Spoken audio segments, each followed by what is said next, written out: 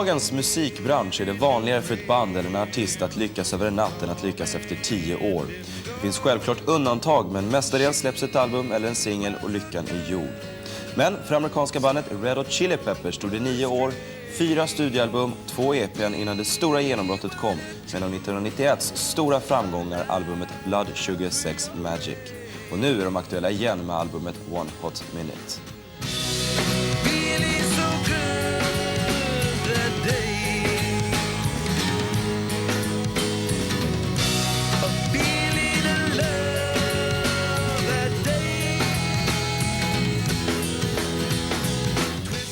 Anyone that would consciously, apply any sort of rock and roll cliches to their life, obviously would not fit into being a Red Hot Chili Pepper. And someone that just had a natural passion, love for music, and particularly a love for funk music, would be someone that could be in the Red Hot Chili Peppers.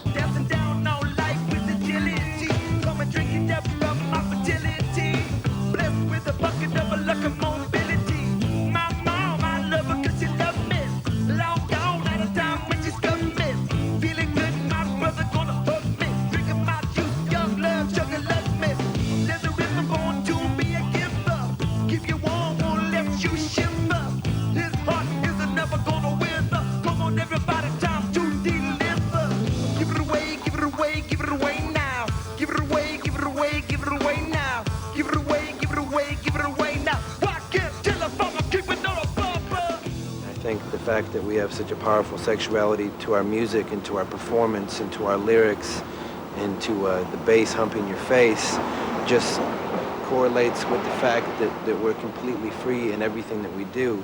We just allow the sexuality to come out. I think most any healthy young man playing music, if you felt like it, could let the sexuality come through. It's just that we have no lid. I'll give it away now. I'll give it away now. I'll give it away now.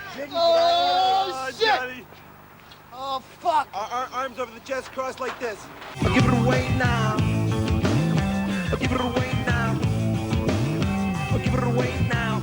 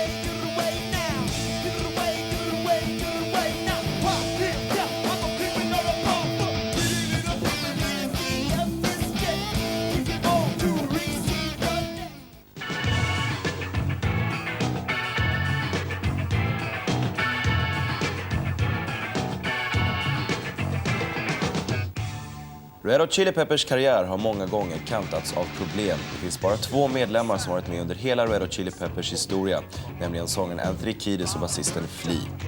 Droger har varit en av gruppens stora plågor. Både Anthony och Flea har haft drogbesvär, men båda säger sig själva vara fria från beroendet idag.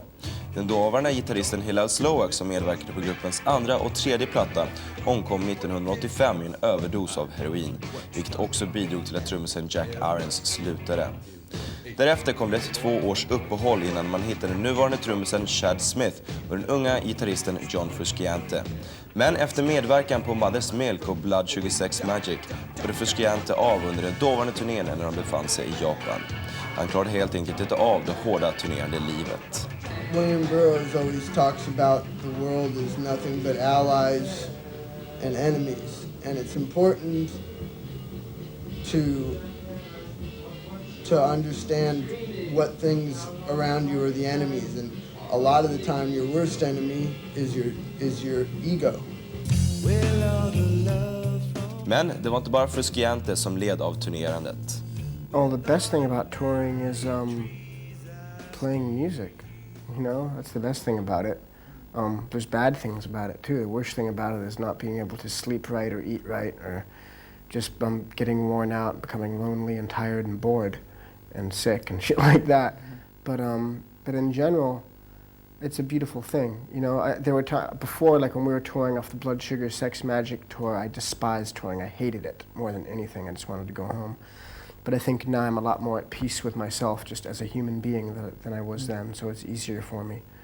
You know, I think it's touring being in the Red Hot Chili Peppers, for me, touring being Flea in the Red Hot Chili Peppers is a lot different than touring for anyone else. For me, it's a very wild, physical, intense thing that I do every night. It takes a lot of physical energy, and it takes a lot of concentration, a lot of, I mean, I really try to get completely outside of my body every show and go quiet. It takes a lot of energy. Yeah! Oh, yeah!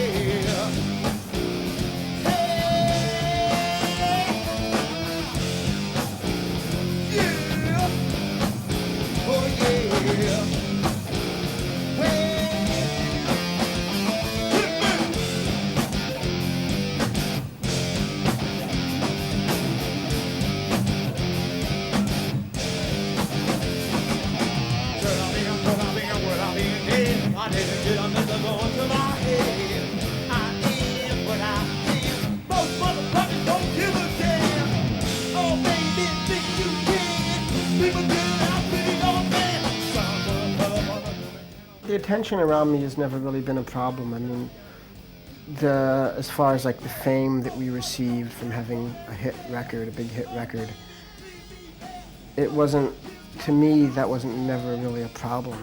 Any problems that I had in my life were, I actually did have a lot of problems during that time. It was a very low time for me in my life, but it wasn't because of having a hit record, it was because of the way I lived my life.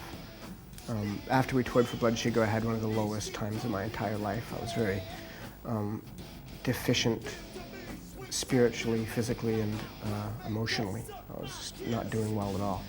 But, you know, I think everyone has to experience low points in their lives. I don't ever wanna feel like I did that day. Take me to the place I love. Take me all the way. I don't ever wanna feel like I did that day. Take me to the place I love. Take me all the way. We used to do a lot of drugs and stay up all night every night and just be crazed animals, yeah. But, you know, I like to think that everything that we ever did was always based on love and was always based on, we were just searching, you know, we were searching for something beautiful. And I think we took a lot of the wrong steps to try and find that something beautiful. But I think that the thing that was inspiring us to do what we do, what we did, was, you know, was love and was something beautiful, you know, so I think that everything we did is okay, but, you know, you live and you learn. Everything happens for a reason. That happened to me because I had to learn about things, you know, I had to, because I got so sick and so fucked up, I learned a lot of things about myself. It was time for me to stop and really look at my life and to look at what I was doing and how I was thinking and how I was carrying on, how I was relating with other people and how I was relating with myself. And I learned a lot of things about myself because of that. So, you know, in a lot of ways it's really great. I feel like a pretty, you know, much more together person than I was then. I think I'm operating on a much better level. Like a breeze, don't be afraid. No one can tell you, you've got to be afraid. Fight like a breeze, don't be afraid. No one can tell you, you've got to be afraid. I try to like stay in good physical condition, yeah. I don't drink, I don't smoke, I don't do drugs. I used to drink and smoke and do drugs. Now I don't drink and smoke or do drugs. If you see me getting high, if you see me getting high, knock me down. I'm not living life. If you see me getting high, if you see me getting high, knock me down. I'm not feeling life. If you see me getting high, if you see me getting high, knock me down. I'm not feeling life. I take to the studio every morning.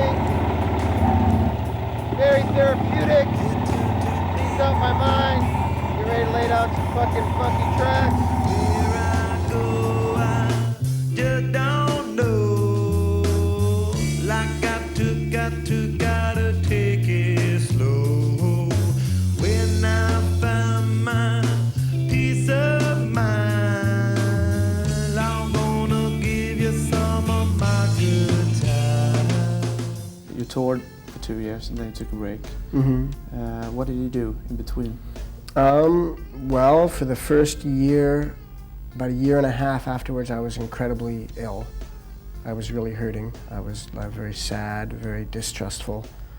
Then I spent a lot of time like working on myself, learning about myself and taking care of my body and learning how to take care of myself, you know. And then, you know, we got a new guitar player and we started writing music and making a new record.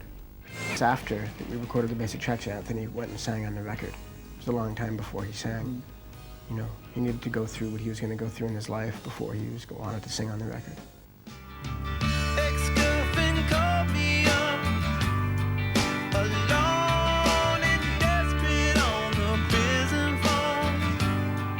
They want to give her 7 years for being sad. I love all of you, hurt by the cold. So hard and lonely too,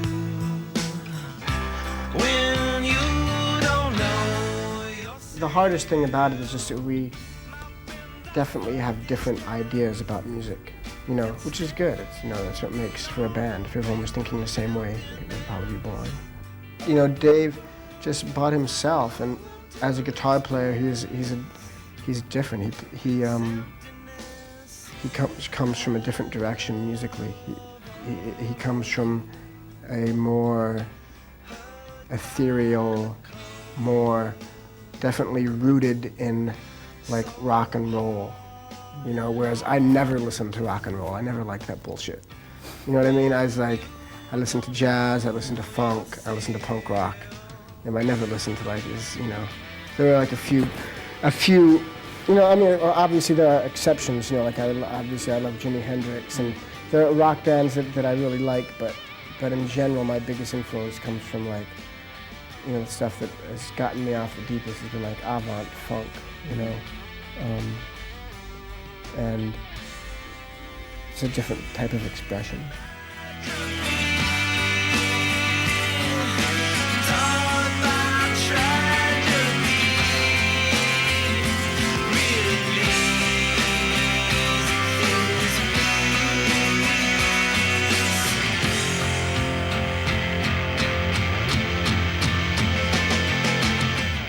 Mostly, like on this record, I will come up with a musical idea with a guitar part or a bass line, and I'll come up and then, or, you know, or a guitar part and a melody, and I'll give Anthony the melody and he'll put words, you know, and Dave will put guitar and Joe will play drums on it.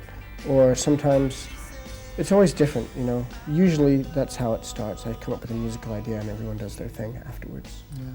But that's how it's been mostly, but sometimes it's different. Someone else will have to start with someone else's idea. Or we'll jam together and come up with a groove, which we did a lot more in the past. On the new record, there's not as much that comes from jams. You know the monkey not a bad one playing the rest, the monkey sticks speaking that old good gas now hot is in the red hot. Oh, she got to say love me, yes, got to say low, yeah. Hot in the red hot, yes, got to say. Hot is in the red hot, oh, she got to say. Got 2 more, got 4 more down. It's much more of a white rock record. You know, it's not a lot less based on funk. And I think it's in a lot of ways it's a darker record. It's about, for me, it's a lot about what I was going through after the tour. And I was going through a very low time, and it's about that. It's about dealing with problems and getting through them. You know, like I definitely had the hardest time of my entire life. So, like, you know, there's one song that I wrote words about. My friend died, which was a very tragic thing for me. And just a lot of the music, you know, I wrote most of the music, and a lot of it just comes from, it's like kind of, to me, the music is very sad, but it's hopeful, you know, and it's looking forward to something better. Looking in my own eyes, hello, I can find the love I want. Someone better slap me before I start to rust, before I start to decompose. Looking in my rearview mirror,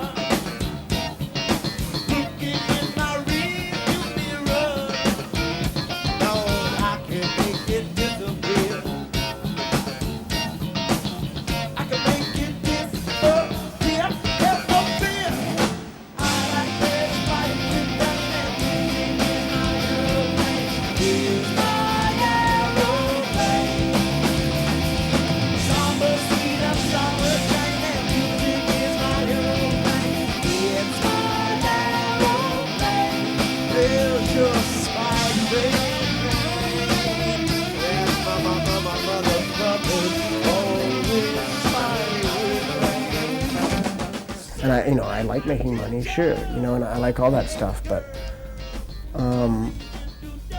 if anything, it becomes, the thing that becomes strange to me is that I feel that the music that we're playing often becomes more impersonal. It's like with this big corporation or something that sometimes freaks me out. But I don't know, music is still such a personal thing to me that it's, and I feel very tuned into the beauty of it that I don't think that it could ever really hurt me. You know what I mean? And just as soon as one day we'll be a star, the next day we'll just be another piece of shit and no one will care. It's like, you have to be able to be happy, no matter what is going on. It's unhealthy. I think it's important to just deal with what you're dealing with in the minute. That's what the record is about, One Hot Minute, I mean, it's just the idea of not worrying about what's going to happen and not thinking about what happened before or worrying about what's going to happen later. But just deal with the minute that you have and try and be happy in that minute and try to be an honest and a kind person. I think if we couldn't improve, it would be really lame of us.